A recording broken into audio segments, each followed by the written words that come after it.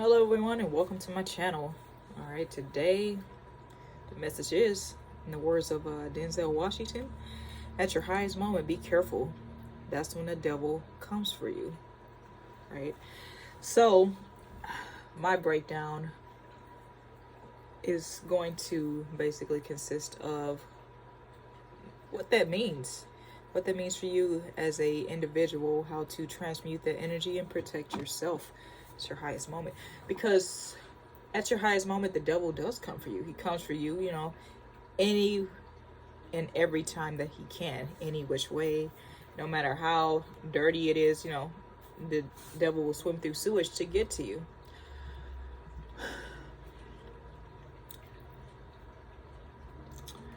So it's that's why it's so important, like when you hear somebody say stay on code. And that's exactly what it means. You stay on code. And Will Smith, from the looks of it, he broke his own code with that incident that everybody's talking about. And you guys, seriously, stop idolizing these celebrities. Stop acting like these people aren't human. Everybody's like, oh, that was inappropriate. The devil came for him at his high. This is the highest moment in his career. This is the most productive work, the most positive work he did in his entire career, playing a father figure and being a great example of what a father should be to a daughter, because a father is what teaches, is the first line of defense in teaching, or first line in teaching his daughters how they should be treated by a man, or their expectations of how they should be treated by a man, of course with their own standards and everything. But seriously, stop idolizing these celebrities. They are just human. People are like, oh, this comes with the territory of being a celebrity. Oh, it's human nature to want to hear about gossip and a bunch of bullshit and what's somebody else's personal life. What the artist puts out there on the screen, right, is our business. We can critique that, talk shit about that all we want to, right? All we want to, free game, like free. It's free, it's free for all, basically, when they have something out there for us to view. His movie I Am Legend, agree, disagree, talk all the shit you want to, and whatever, all the other movies he made, just like any other artist. But their personal life is something that they made part of the territory. It didn't come with the territory. Yeah, people get curious, but that's not human nature. Human nature is the feelings, the emotions, the urges that we get, the desires. But when you act on it, once it goes into action, that is a matter of choice and discipline. Okay, so that's why it's always important to stay on code. Will Smith acted on his desires to slap a man in the mouth to protect his wife's honor. But it really wasn't even about that. It was to protect his family from the perversions of society. Because there's a bunch of innuendos that could have been attached to that G.I. Jane joke because of all the things he's been going through over the past few years. Cut the man some slack. Like that. There was no code for real code for celebrities, apart from, in general, and even in general public, you don't walk up and just slap somebody. I'm not agreeing with what he did, but what he did was human.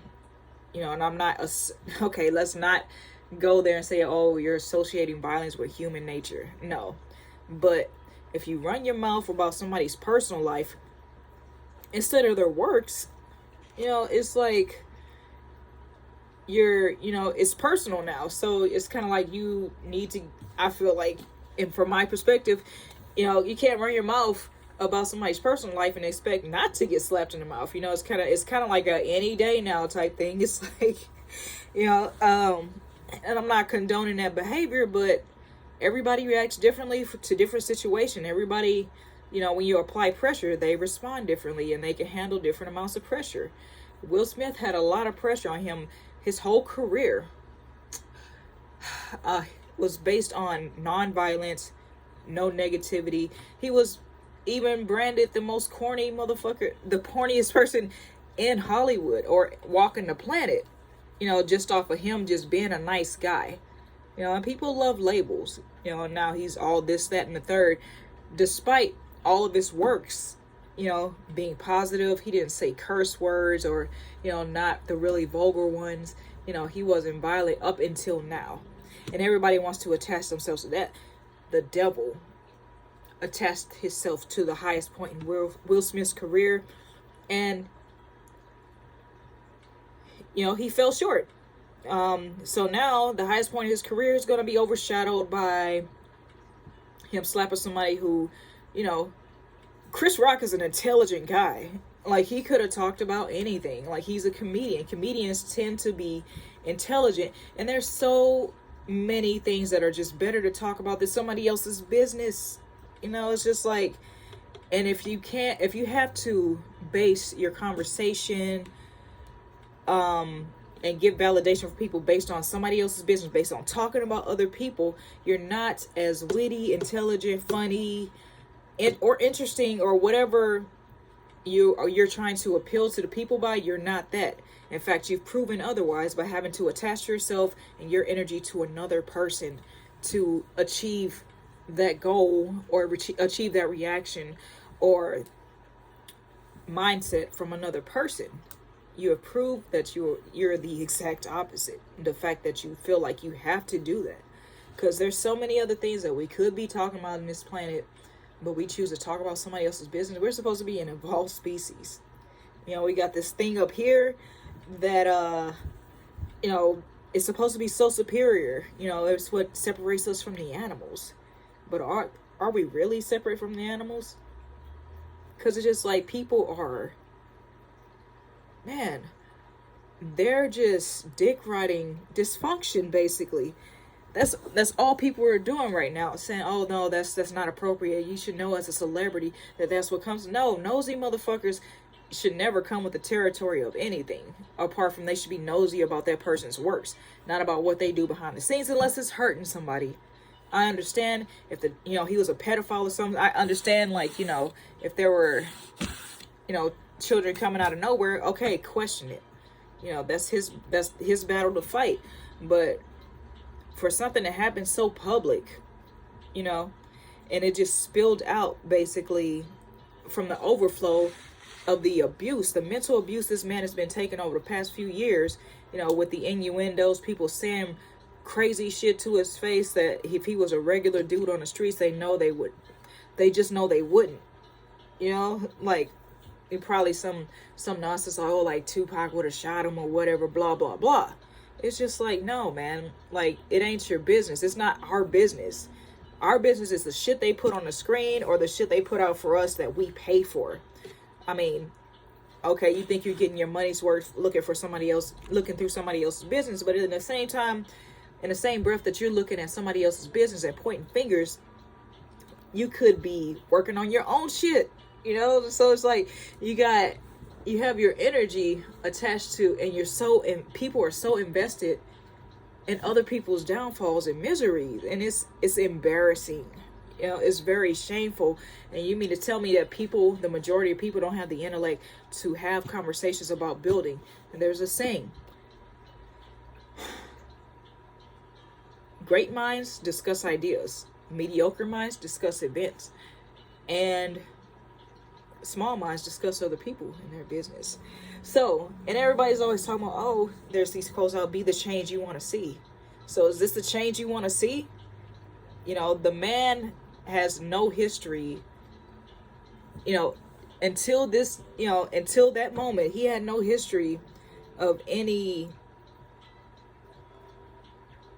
act that I could tell that was, indicating that he was a violent or negative person. So he shows one act of violence, from somebody who probably deserved it. Because like I said, Chris Rock is an intelligent guy, a cerebral fella. So you never know, you try to look past people's attention, and now all of a sudden nobody wants to make assumptions, right? Okay. And you mean to tell me that man couldn't joke about something else? He couldn't have made another joke that didn't involve other people and be at somebody else's expense? No, dude, society is trash, man. And we've accepted and made popular dysfunction that leads to mental illness. And mental illness is simply the mind's adjustment to society. a broken society, a sick society. Like, it's not right. You know, you can say what you want, you know, it's all as part of being a comedian. You know, I saw a comedian who made a a black KKK, a blind and black KKK skit. I don't know of anybody like that existing, but you know, if we go just based off creativity, of course, a lot of his other skits were funny and they were based off other people, but they were to the consent of the people that they were making about. You know, you don't just show up to, and they're talking about professionalism. You know, but yeah, back to him. He's a very intelligent guy. He does stand-ups, and he drives the point home of what's wrong with our society as well. Okay, so people want to talk about professionalism at the award show, but you could talk about a man's wife. Make it make sense, man. So, sorry, I got my little wine and whatever. So, I guess my speech is flowing a little more freely than normal. So, talking about professionalism, and in the same breath, the joke, you know, it seemed innocent enough. It seemed like it was not disrespectful.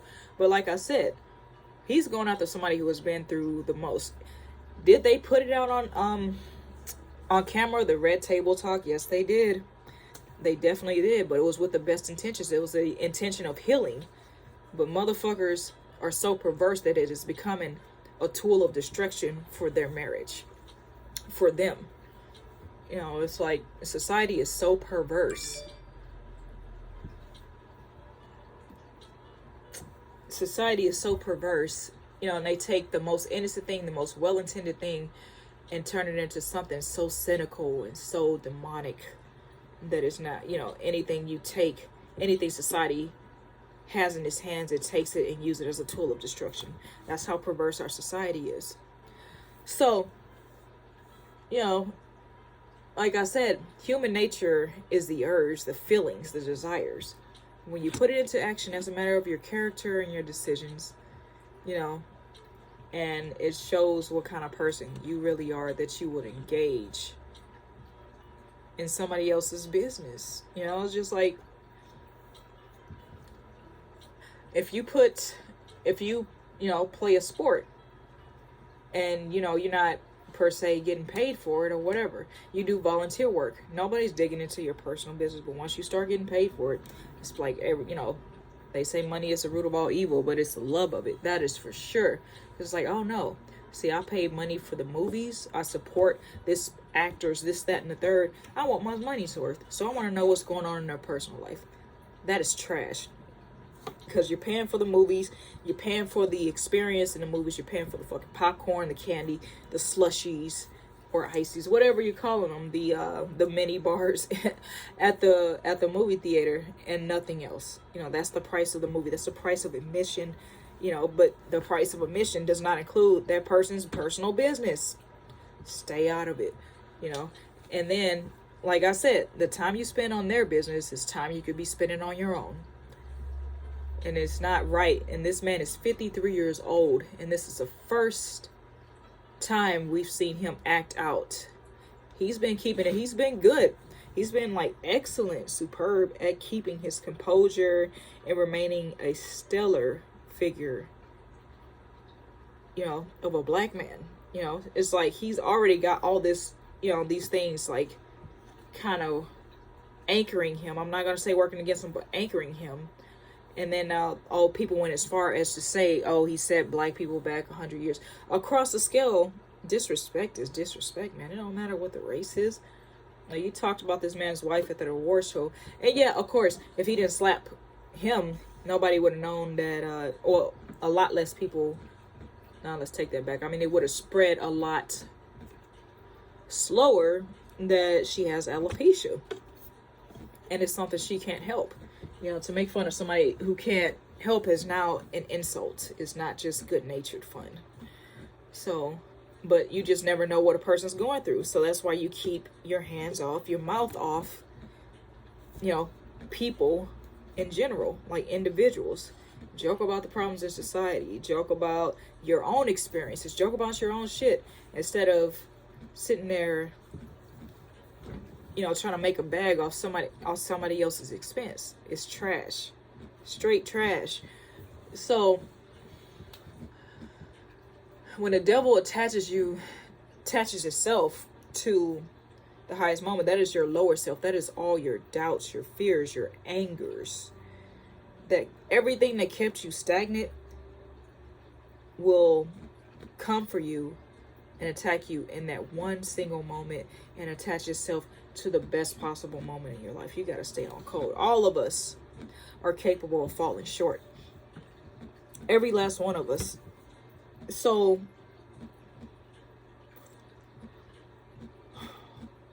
and the devil never stops. He's been trying to attach it's been trying to attach itself to you, those around you, anything you do, especially if it's positive, anything you do, that it tries to attach itself to it, just to stay draining you of your energy, draining you of your positive energy.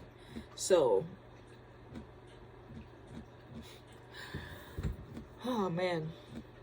And Denzel gave him those words, and let him know, like, that's basically letting him know what's going on to help Assad, to that Assad. I don't know if he told him before or after he received that award. Now people are saying he doesn't deserve the award because of what he did, because of one action. Never mind all the good shit he did, right? Never mind all the positivity he spread. They worry about that one negative moment. Oh, he should be sued. He should not have gotten the award.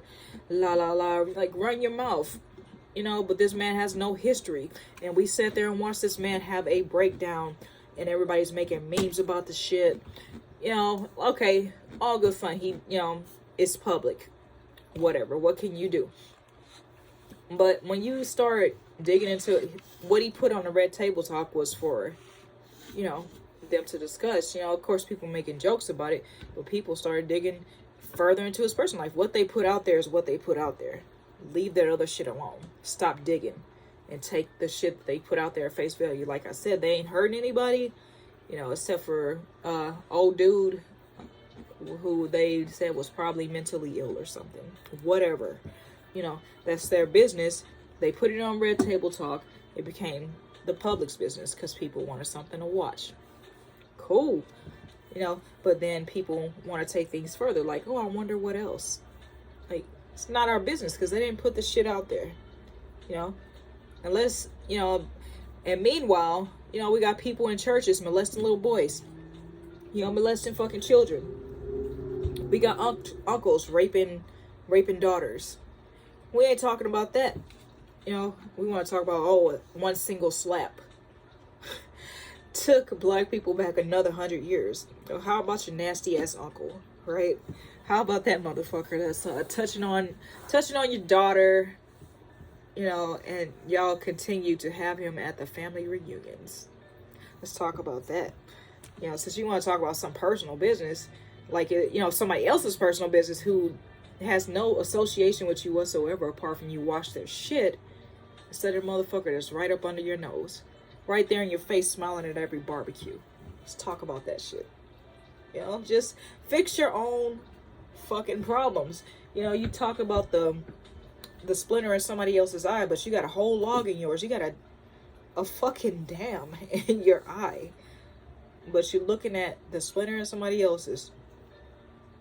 Make it make sense, man. Fix your own problems first before you go and shit. This whole subject is like, it's fucking toxic. But I feel like, this message is gonna, of course, as always, my intention as well.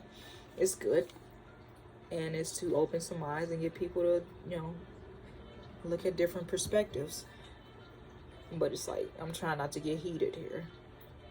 It's, cause he's one man with all this on his shoulders, and I'm not like a huge fan of him either. It's just like, you gotta look at it. We treat like all this pressure on one man because people idolize. He's a false idol.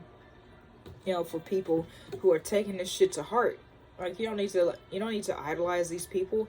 All you need to do is appreciate their works and pay your money. That's all they're really looking for. Some people they're looking for the fame. They love the attention, yada yada yada.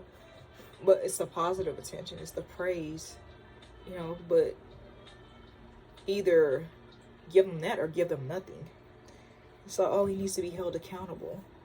Well, he can be held accountable in court. We are not the court. And if we get invited, who's going to show up if they get invited to jury duty? Who's going to miss work? You know, is it that important that you would miss work to pass judgment on this man? Seriously, like, just stop it, man. Stop it. Because we're the best judges for other people, but we're the best defense lawyers for our own selves. So, I'm going to cut it short, actually. But yeah, the devil will attach itself to you at the highest moment. You have to stay on code. You have to stay on your own code and morals. Because once you go against those, once you betray those, you know, it's hard to come back from that. You know, take it from somebody. Take it from somebody who's been there. You know, not on that scale, but yeah, it's a fight to come back from that guilt, that shame. You know, you break your own code. So with that, I'll leave you. Drink water, eat roots, heal properly. Make sure you tell the world what you're worth. Never let somebody else determine your worth. And most importantly,